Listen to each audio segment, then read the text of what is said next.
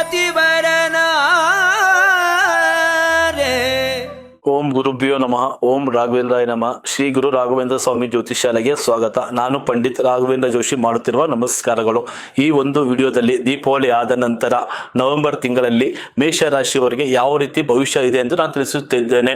ಮತ್ತೆ ಇನ್ನೊಂದು ತಿಳಿಯಬೇಕೆಂದರೆ ನಮ್ಮ ಚಾನಲ್ ಅನ್ನು ಒಮ್ಮೆ ಲೈಕ್ ಮಾಡಿ ಸಬ್ಸ್ಕ್ರೈಬ್ ಆಗಿ. ಮೊದಲಿಗೆ ಉದ್ಯೋಗ ಬಗ್ಗೆ ನೋಡುವುದಾದರೆ ಉತ್ತಮವಾಗಿ ಅವಕಾಶಗಳು ಸಿಗುತ್ತದೆ. ಗೌರ್ಮೆಂಟ್ ಉದ್ಯೋಗದಲ್ಲಿ ನೌಕರಿ ಇದೆ.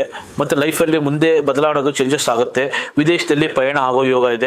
ಇನ್ನು ಮುಂತಾದ ಹಲವಾರು ಕೆಲಸದಲ್ಲಿ ಕಾರ್ಯದಲ್ಲಿ ತೊಡಗಿದ್ದರೆ ಒಳ್ಳೆಯದು. ನಂತರ ಆರ್ಥಿಕ ಬಗ್ಗೆ ತಿಳಿಯುವುದಾದರೆ ಆರ್ಥಿಕ ಪರಿಸ್ಥಿತಿ ಯಾವ ರೀತಿ ಇರುತ್ತಂದ್ರೆ, ಕೊಟ್ಟಿರೋ ಸಾಲ ಬರೋದಿಲ್ಲ. ಮತ್ತೆ ಫ್ರೆಂಡ್ಶಿಪ್ ಅಲ್ಲಿ ದುಡ್ಡು ಹಣಕಾಸು ಕೊಡೋದಕ್ಕೆ ಹೋಗಬಾರ್ದು.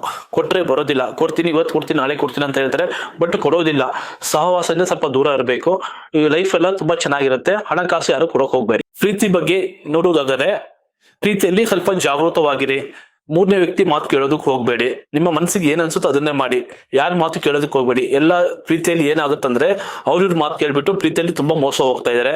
ಪ್ರೀತಿಯಲ್ಲಿ ತೊಂದರೆ ಯಾವುದೇ ಇದ್ರೂ ಮನಸ್ಸಿಗೆ ಏನ್ ಅನ್ಸುತ್ತೋ ಅದನ್ನೇ ಮಾಡಿ, ನಿಮ್ಮ ಒಳ್ಳೇದಾಗುತ್ತೆ.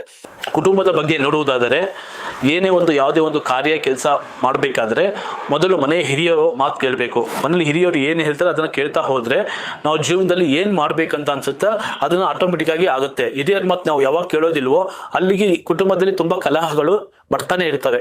ಮನೆ ಅನ್ನೋದು ಏಳಿಗೆ ಆಗೋದಿಲ್ಲ. ಜೀವನದಲ್ಲಿ ಚೆನ್ನಾಗಿರ್ಬೇಕಂದ್ರೆ ಹಿರಿಯರ ಮಾತು ಕೇಳಿ ಹಿರಿಯರನ್ನು ಗೌರವಿಸಿ ಒಳ್ಳೇದಾಗುತ್ತೆ. ಆರೋಗ್ಯದ ಬಗ್ಗೆ ನೋಡುವುದಾದರೆ ದಣಿವು ಆಯಸ್ಸು ಜಾಸ್ತಿ. ವ್ಯಾಯಾಮ ಮಾಡಿ, ಬೆಳಿಗ್ಗೆ 6 ಗಂಟೆಗೆ ಎದ್ದೋಳಿ, ಯೋಗ ಮಾಡಿ, ಯೋಗಾಸನ ಮಾಡಿ, ಸಣ್ಣ ಪುಟ್ಟ ಕೆಲಸಗಳು ಮಾಡ್ತಾ ಇರಬೇಕು. ಸುಮ್ಮನೆ ಇದ್ರೆ ಆರೋಗ್ಯದಲ್ಲಿ ಏರುಪೇರು ಆಗುತ್ತೆ.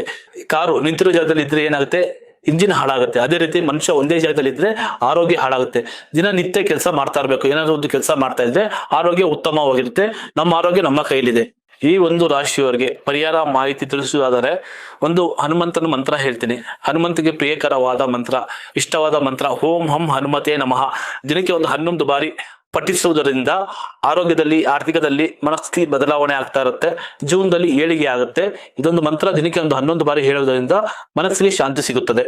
ಒಟ್ಟಾರೆಯಾಗಿ ಈ ನವೆಂಬರ್ ತಿಂಗಳಲ್ಲಿ ಈ ಮೇಷರಾಶಿಯವರು ಶಾಂತತೆಯಿಂದ ಇದ್ದರೆ ಸಂಪೂರ್ಣವಾಗಿ ಆರ್ಥಿಕ ಪರಿಸ್ಥಿತಿ ಎಲ್ಲಾ ರೀತಿ ಬದಲಾವಣೆ ಆಗುತ್ತೆ.